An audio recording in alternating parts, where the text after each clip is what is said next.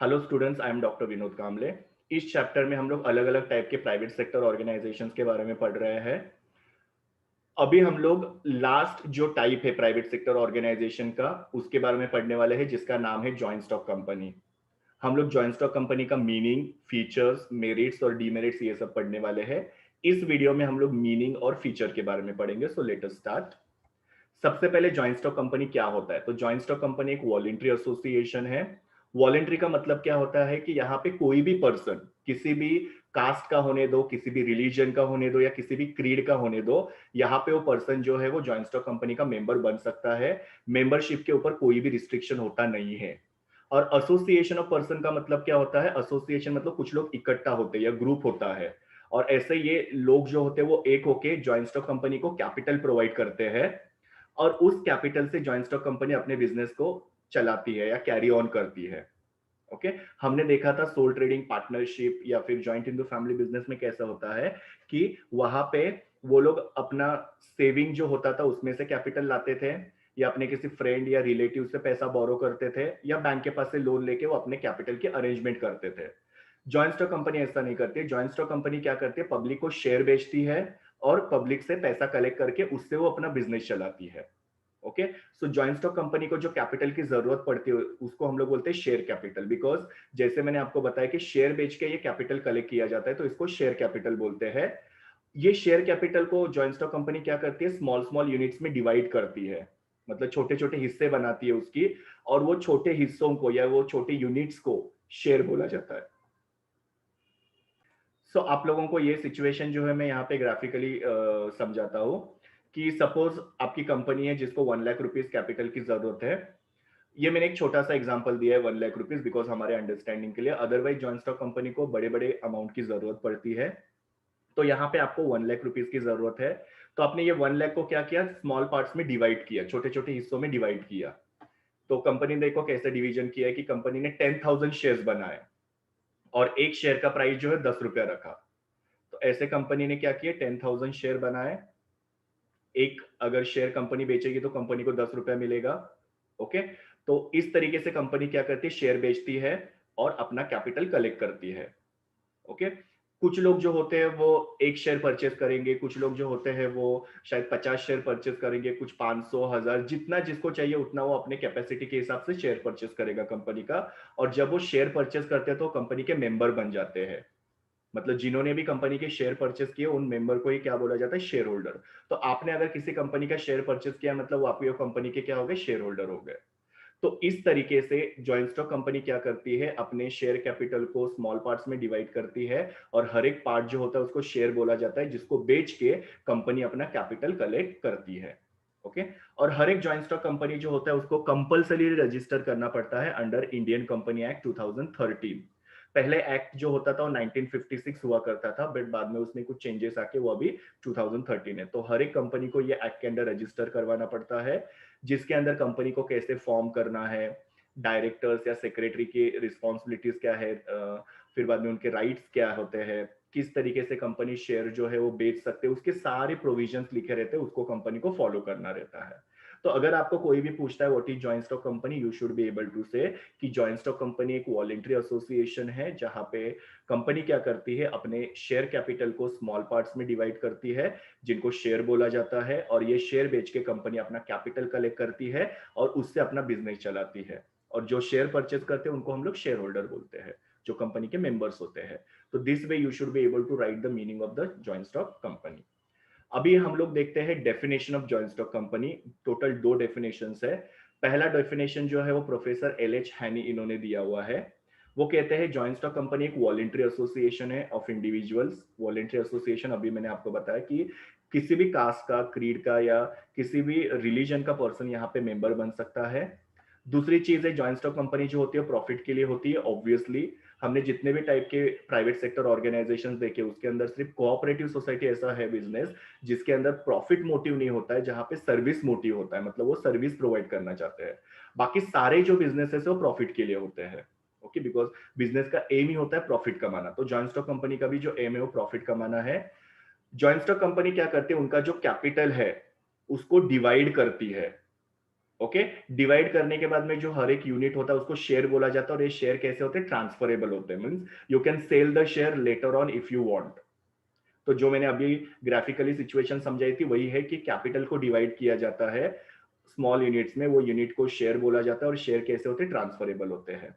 और फिर बाद में ownership of which is condition to membership, मतलब क्या कि जो कंपनी के शेयर परचेस करते हैं वो कंपनी के मेंबर बन जाते हैं, और ये मेंबर ही कंपनी के क्या हो जाते हैं, ओनर्स। तो ये लोग कंपनी को कैपिटल दे रहे हैं शेयर होल्डर्स, तो शेयर होल्डर को हम लोग क्या बोलेंगे यहाँ पे, ओनर्स बोलेंगे कंपनी के। तो ऐसा ये डेफिनेशन जो है यहाँ पे मैंने लाइन फॉर्म में लिखा, और यहाँ पे उसको ही मैंने ग्राफिकली प्रेजेंट किया है कि joint stock company is a voluntary association for profit, जिसका कैपिटल जो होता है ट्रांसफरेबल शेयर्स में डिवाइड किया रहता है, और इसकी ओनरशिप जो है मेंबरशिप को कंडीशन है। This is the definition by professor L H Honey.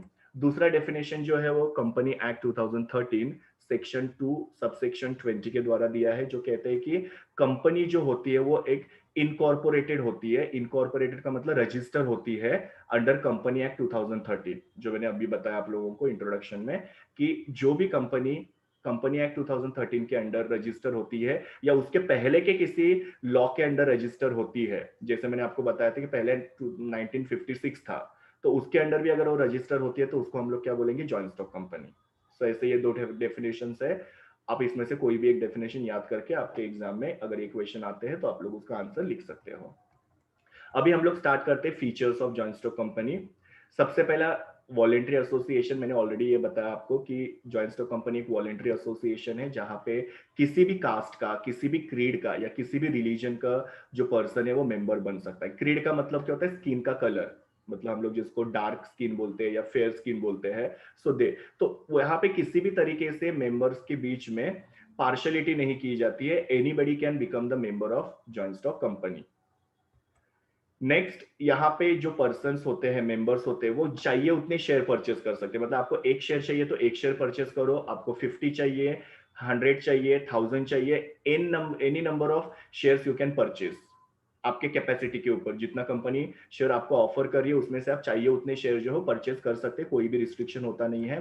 दूसरी चीज, अगर आपको आपके शेयर किसी को ट्रांसफर करने हैं, ट्रांसफर करना मतलब क्या, कि आप किसी को शेयर बेच रहे हो या किसी को गिफ्ट कर रहे हो, so if you want to transfer the share you can transfer it, there is no restriction। Okay, आपके शेयर है, आप चाहिए तभी उसको ट्रांसफर कर सकते हो। और सबसे इंपॉर्टेंट चीज, अगर सपोज शेयर होल्डर की डेथ हो जाती है तो उसके शेयर जो है उसके नॉमिनी के नाम पे ट्रांसफर होते हैं, जिसको ट्रांसमिशन ऑफ शेयर बोलते हैं। ओके, तो इस हिसाब से कोई भी पर्सन यहाँ पे मेंबर बन सकता है, चाहिए उतने शेयर परचेस कर सकता है, शेयर ट्रांसफरेबल होते हैं, इवन शेयर होल्डर की डेथ होने के बाद में उसके शेयर जो उसके नॉमिनी के नाम पे ट्रांसमिट होते हैं। So this is how it is called as voluntary association. Now next वाला है रजिस्ट्रेशन। जॉइंट स्टॉक कंपनी का रजिस्ट्रेशन कंपलसरी होता है, मैंने आपको ऑलरेडी बताया, इंडियन कंपनी एक्ट 2013 के अंडर, जिसके अंदर जॉइंट स्टॉक कंपनी को चलाने के सारे प्रोविजंस लिखे रहते हैं जिनको कंपनी को फॉलो करना कंपलसरी होता है। सो ये बिजनेस कंपलसरी रजिस्टर करना पड़ता है। ये बिजनेस को रजिस्टर करने के लिए आप लोगों को एक एप्लीकेशन फॉर्म जो होता है फिलअप करना होता है। ओके, और एप्लीकेशन फॉर्म के साथ आप लोगों को जो भी नेसेसरी डॉक्यूमेंट्स होते हैं वो अटैच करने पड़ते हैं। और ये सारा जो एप्लीकेशन और डॉक्यूमेंट है ये आपको रजिस्ट्रार ऑफ कंपनी, जिसको आरओसी बोला जाता है, वहां पे जाके सबमिट करना पड़ता है। अभी रजिस्ट्रार ऑफ कंपनी कौन होता है, जो कंपनीज को रजिस्टर करवाते हैं। तो जैसे मैंने आपको बोला कि ये कंपनी का रजिस्ट्रेशन कंपलसरी है, तो आप लोगों को वो फॉर्म फिलअप करके कंपनी को रजिस्टर करना पड़ता है रजिस्ट्रार ऑफ कंपनीज के पास। रजिस्टर करते समय आप लोगों को कुछ रजिस्ट्रेशन फीस भी भरनी पड़ती है, और ये फीस जो होती है प्रमोटर्स भरते हैं। प्रमोटर मतलब कौन होते हैं, जो बिजनेस को शुरू करते हैं, जिनके दिमाग में बिजनेस की आइडिया आती है। ओके, तो उनको बोलते हैं। तो ये लोग क्या करते हैं, कंपनी को रजिस्टर करते हैं और उसका जो भी रजिस्ट्रेशन पे फी है वो पे करते हैं। कंपनी रजिस्टर होने के बाद में कंपनी को दो सर्टिफिकेट मिलते हैं। एक होता है incorporation certificate. Okay, incorporation certificate को ही आप लोग क्या बोल सकते हो, सर्टिफिकेट ऑफ रजिस्ट्रेशन। और दूसरा सर्टिफिकेट होता है कमेंसमेंट ऑफ बिजनेस, जिसका दूसरा नाम है ट्रेडिंग सर्टिफिकेट।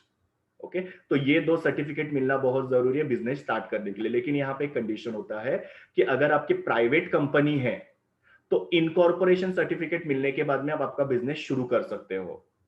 पर अगर आपका पब्लिक कंपनी है तो पब्लिक कंपनी को ये सेकेंड सर्टिफिकेट के लिए भी वेट करना पड़ता है, जिसका नाम है कमेंसमेंट ऑफ बिजनेस सर्टिफिकेट या ट्रेडिंग सर्टिफिकेट। ओके, तो ये कंडीशन आपको याद रखना है, बिकॉज ऑब्जेक्टिव में ये क्वेश्चन आ सकता है। प्राइवेट कंपनी इनकॉर्पोरेशन सर्टिफिकेट के बाद में अपना बिजनेस शुरू कर सकती है। पब्लिक लिमिटेड कंपनी जो होता है उनको certificate of commencement of business या ट्रेडिंग सर्टिफिकेट के लिए वेट करना पड़ता है। वो मिलने के बाद में वो अपना बिजनेस शुरू कर सकता है। तो ये सब रजिस्ट्रेशन के बारे में था कि किस तरीके से कंपनी रजिस्टर होते हैं और रजिस्टर करने के बाद में उनको कौन से सर्टिफिकेट्स मिलते हैं। थर्ड वाला है रजिस्टर्ड ऑफिस। हर एक जॉइंट स्टॉक कंपनी का एक रजिस्टर्ड ऑफिस होता है। ओके, उसका एड्रेस कि कंपनी का रजिस्टर्ड ऑफिस कहाँ पे है, उसका स्टेट के साथ जो पूरा एड्रेस होता है, वो एक मेमोरेंडम ऑफ एसोसिएशन करके डॉक्यूमेंट होता है, जिसको फंडामेंटल डॉक्यूमेंट या बहुत इंपॉर्टेंट डॉक्यूमेंट बोला जाता है। उसके अंदर वो मेंशन किया जाता है। Okay, basically memorandum of association जो होता है वो कंपनी के जो आउटसाइडर्स होते हैं, जो कंपनी को जानते नहीं है, उनको कंपनी की इंफॉर्मेशन देने के लिए मेमोरेंडम ऑफ एसोसिएशन बनाया रहता है। कि अगर लोगों को जानना है कि कंपनी का कैपिटल कितना है, कंपनी की लायबिलिटी कैसी है, फिर बाद में कंपनी का रजिस्टर्ड ऑफिस कहाँ पे है, कंपनी के ऑब्जेक्टिव्स क्या है, वो सब चीजें मेमोरेंडम के अंदर लिखा रहता है। ओके, सो कंपनी का जो कंप्लीट रजिस्टर्ड एड्रेस है वो मेमोरेंडम ऑफ एसोसिएशन के अंदर लिखा रहता है कि कंपनी कौन से स्टेट से बिलोंग करती है। दूसरा, सारे जो कंपनी के इंपॉर्टेंट डॉक्यूमेंट्स होते हैं, जैसे शेयर होल्डर्स का रजिस्टर होता है, जिनको जिनको अपने शेयर बेचे हैं उनके नाम लिखे रहते हैं वो रजिस्टर के अंदर। कंपनी का जो एनुअल रिपोर्ट है कि कंपनी ने कितना प्रोग्रेस किया वगैरह, वो सब रिपोर्ट जो होता है वो। फिर मिनट बुक। मिनट बुक का मतलब क्या होता है, कंपनी में जो भी मीटिंग्स होते हैं, वो मीटिंग के दौरान क्या क्या रिजोल्यूशन पास किए, क्या क्या डिसीजंस लिए, वो एक बुक के अंदर लिखा रहता है, ताकि हमको फ्यूचर में जब जरूरत पड़े, हमको देखना पड़ेगा कि हमने लास्ट मीटिंग में क्या क्या डिस्कस किया था, तो उसके लिए वो मिनट बुक के अंदर लिखा रहता है, उसको मिनट बुक बोला जाता है। सो कंपनी के मीटिंग का जो रिकॉर्ड होता है that is called as minute book. फिर memorandum and articles of association. अभी मैंने आपको बताया मेमोरेंडम ऑफ एसोसिएशन जो होता है वो कंपनी की जो इंफॉर्मेशन होती है वो सब उसके अंदर लिखी रहती है, जो आउटसाइडर्स के लिए होता है बेसिकली। और आर्टिकल्स ऑफ एसोसिएशन जो होता है वो कंपनी का इंटरनल जो मैनेजमेंट है या कंपनी का इंटरनल जो कामकाज है वो आर्टिकल्स ऑफ एसोसिएशन के हिसाब से चलता है। ये एक तरीके का रूल्स एंड रेगुलेशन होता है। ओके, जो कंपनी के जो भी कामकाज है वो उसके हिसाब से चलते हैं। सो कोई भी चीज अगर कंपनी को करनी है तो कंपनी को देखना पड़ता है कि आर्टिकल्स ऑफ एसोसिएशन में उसके बारे में क्या प्रोविजन लिखा हुआ है और उसके हिसाब से वो काम किया जाता है। तो ये बहुत ही इंपॉर्टेंट डॉक्यूमेंट होते हैं। ये डॉक्यूमेंट हर एक कंपनी को रजिस्टर करते समय रजिस्टर ऑफ कंपनी जो होता है उनको सबमिट करना पड़ता है। तो ये डॉक्यूमेंट है, कंपनी का प्रोस्पेक्टस है, और सारे स्टैट्यूटरी रिपोर्ट्स वगैरह जो होते हैं, ये सारे जो इंपॉर्टेंट डॉक्यूमेंट्स है ये कंपनी के रजिस्टर्ड ऑफिस में रखे हुए रहते हैं। सो अगर किसी को कोई डॉक्यूमेंट देखना है तो वो कंपनी के रजिस्टर्ड ऑफिस में जा सकता है, जो भी फीस है वो पे करके अपना जो डॉक्यूमेंट है वो देख सकता है। ओके, तो कंपनी का रजिस्टर्ड ऑफिस जो होता है बहुत इंपॉर्टेंट रोल प्ले करता है, जहां पे कंपनी के सारे इंपॉर्टेंट डॉक्यूमेंट जो होते हैं वो रखे रहते हैं। नेक्स्ट वाला artificial legal person. Joint stock company जो है वो लॉ से क्रिएट किया गया है, उसका कोई फिजिकल एग्जिस्टेंस नहीं होता है। जैसे इंसान को हाथ पैर होते हैं वैसे जॉइंट स्टॉक कंपनी को हाथ पैर नहीं होते हैं। फिर भी जॉइंट स्टॉक कंपनी को आर्टिफिशियल पर्सन बोला जाता है। क्यों? बिकॉज जॉइंट स्टॉक कंपनी का अपना खुद का एक सेपरेट नाम होता है, जैसे एबीसी प्राइवेट लिमिटेड या एबीसी लिमिटेड कंपनी। तो ऐसे हर एक कंपनी का अपना खुद का सेपरेट नाम होता है।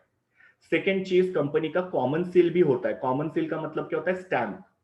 आप लोग देखते हो कि आप कोई भी बिल लेते हो या आप आपके कॉलेज का फी रिसिट वगैरह लेते हो तो उसके ऊपर एक स्टैंप रहता है। वो स्टैंप जो होता है वो कंपनी का या वो पर्टिकुलर इंस्टीट्यूशन का सिग्नेचर माना जाता है। ओके, तो इंसान का जैसा नाम होता है वैसे जॉइंट स्टॉक कंपनी का भी नाम होता है। इंसान जैसे सिग्नेचर कर सकता है वैसे जॉइंट स्टॉक कंपनी जो कॉमन सील के थ्रू अपना सिग्नेचर करती है। इंसान जैसे दूसरे लोगों के साथ कॉन्ट्रैक्ट करता है, ओके, उस हिसाब से जॉइंट स्टॉक कंपनी भी क्या कर सकती है, थर्ड पार्टी के साथ या आउटसाइडर्स के साथ कॉन्ट्रैक्ट कर सकती है। जैसे कि कोई प्रॉपर्टी परचेज करनी है, ओके, कोई असेट परचेज करना है या किसी से पैसा बोरो करना है, और अगर सपोज अपन बैंक अकाउंट खोलना है, तो हर एक चीज जो है वो जॉइंट स्टॉक कंपनी कर सकती है, जैसे इंसान कर सकता है। इंसान भी असेट परचेज करता है, इंसान भी लोन वगैरह लेता है, इंसान भी अपने नाम से अकाउंट खुलवाता है। तो ये सब का मतलब क्या होता है? कॉन्ट्रैक्ट बनाना किसी के साथ। ओके, तो ये सब चीजें जॉइंट स्टॉक कंपनी करती है और इसकी वजह से जॉइंट स्टॉक कंपनी को आर्टिफिशियल पर्सन बोला जाता है। तो इंसान के जैसे जॉइंट स्टॉक कंपनी सेपरेट नाम से जानी जाती है, उसका अपना एक कॉमन सील होता है, वो अलग अलग पार्टीज के साथ कॉन्ट्रैक्ट करती है असेट परचेस करने के लिए या पैसे बोरो करने के लिए या फिर बैंक अकाउंट ओपन करने के लिए, और ये सब फीचर्स की वजह से इसको आर्टिफिशियल लीगल पर्सन बोला जाता है। नेक्स्ट वाला है सेपरेट लीगल स्टेटस।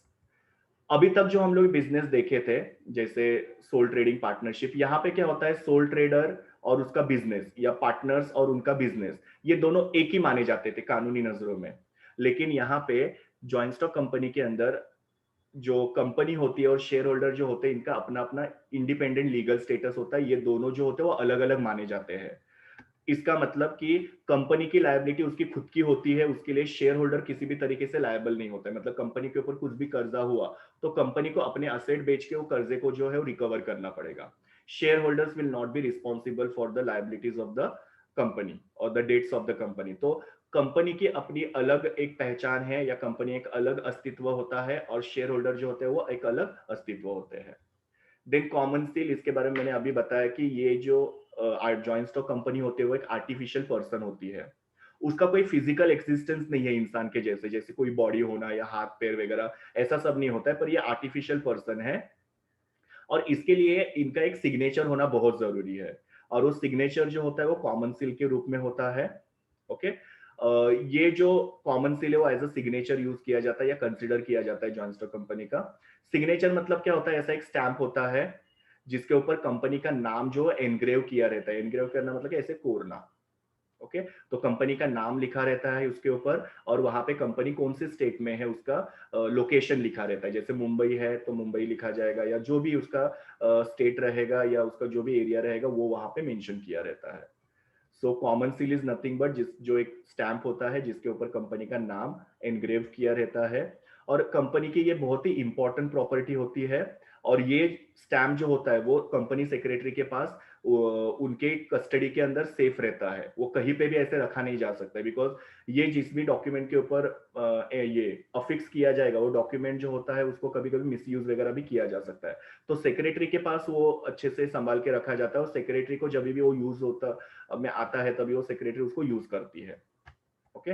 और सारे जो इंपॉर्टेंट डॉक्यूमेंट्स होते हैं, कंपनी का कोई भी बिल हो सकता है, कोई भी कॉन्ट्रैक्ट हो सकता है, या जो भी कंपनी के इंपॉर्टेंट डॉक्यूमेंट्स होते हैं उसके ऊपर इसको अफिक्स करना जरूरी होता है।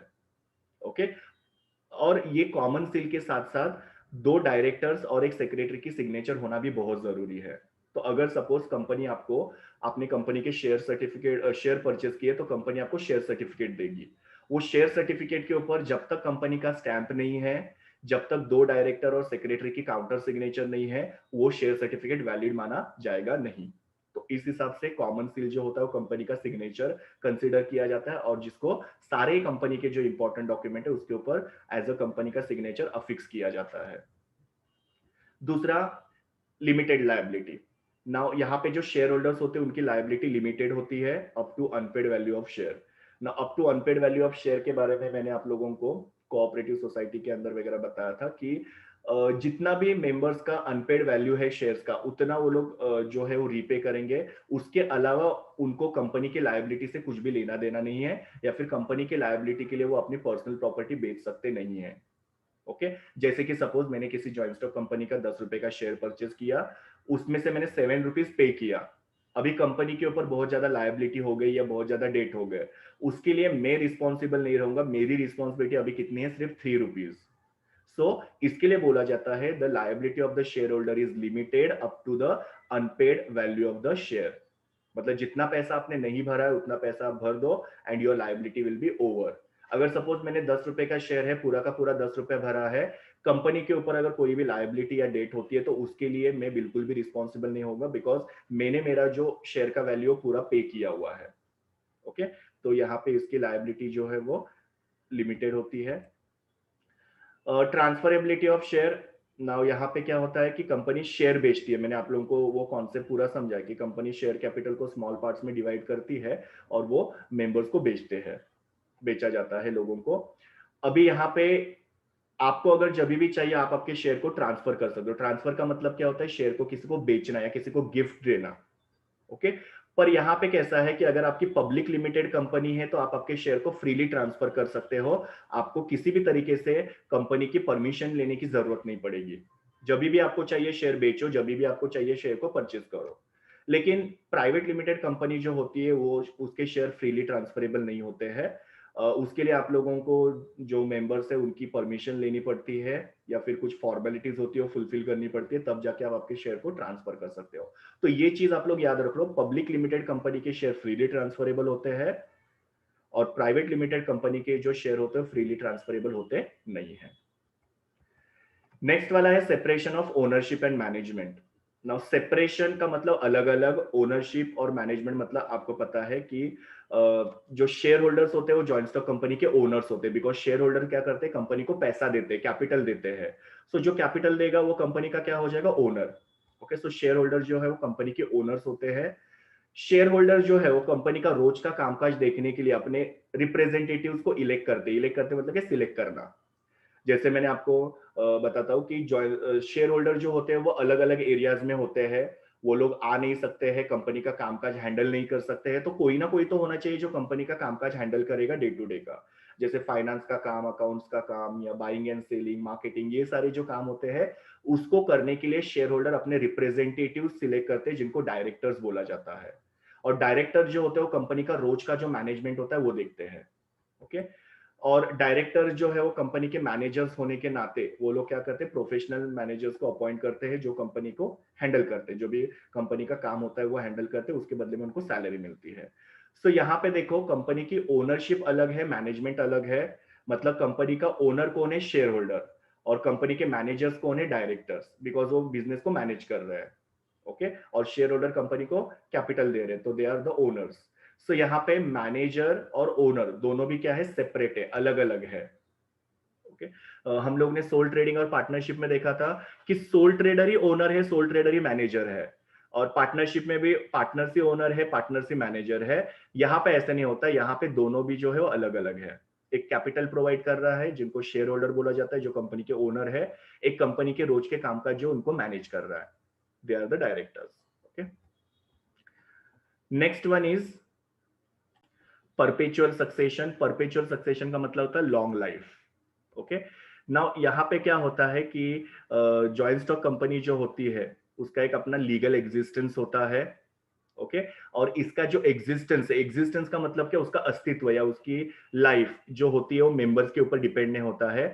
सपोज किसी मेंबर का डेथ हो गया, ओके, या फिर कोई भी मेंबर इंसेन हो गया, उसकी मानसिक स्थिति खराब हो गई, या इंसॉल्वेंट हो गया, कंगाल हो गया, या कोई मेंबर अगर रिटायर्ड हो गया, तो उसकी वजह से कंपनी का जो एग्जिस्टेंस है, कंपनी की जो लाइफ है वो अफेक्ट होती नहीं है। कंपनी का बिजनेस जो होता है वो कंटिन्यू चलते रहता है। परपेचुअल का मतलब क्या होता है, कंटिन्यू। ओके, तो किसी भी एक मेंबर को कुछ भी होने की वजह से ये बिजनेस जो बंद होता नहीं है, क्योंकि कंपनी के बहुत सारे शेयर होल्डर्स है, और बहुत सारे शेयर होल्डर्स होने के नाते किसी एक शेयर होल्डर को कुछ भी अगर हो जाएगा, डेथ, रिटायरमेंट या इंसेनिटी या इंसॉल्वेंसी, उसका बिजनेस के ऊपर कोई भी परिणाम नहीं होता, बिजनेस जो होता है कंटिन्यू चलते रहता है। And the last one is membership. Now joint stock company में दो टाइप्स होते हैं, एक होता है प्राइवेट लिमिटेड कंपनी, दूसरा होता है public limited company. Private limited की अगर हम लोग बात करेंगे तो प्राइवेट लिमिटेड कंपनी में मिनिमम 2 मेंबर होते हैं और मैक्सिमम 200 मेंबर्स होते हैं, और पब्लिक लिमिटेड कंपनी में मिनिमम 7 और मैक्सिमम नो लिमिट। ओके, तो आप लोग देख सकते हो कि जॉइंट स्टॉक कंपनी में जो मेंबरशिप की लिमिट है वो बहुत ज्यादा है as compare to sole trader, partnership, cooperative society. Okay, तो ये मेंबरशिप आपको याद रखना है because it might be asked in the examination. So this was all about the features of joint stock company. Thank you, students. Please do like, share, comment, and subscribe to my YouTube channel, and also recommend my channel to your friends. We will meet in the next video.